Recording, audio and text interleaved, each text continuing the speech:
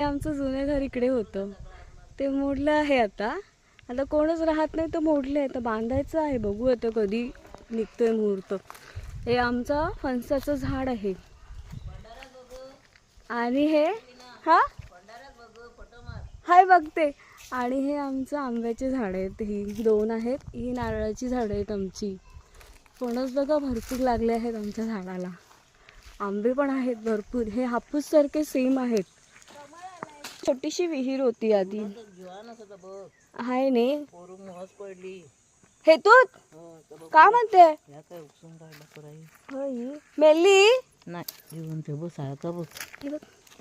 ही आमची विहीर होती आधी. आम्ही इकडे यायचो पाणी घ्यायला.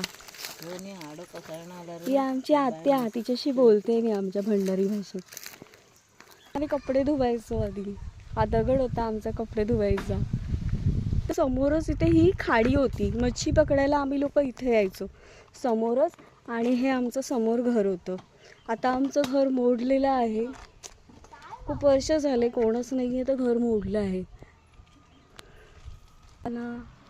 हापूस आंब्यासारखे असत.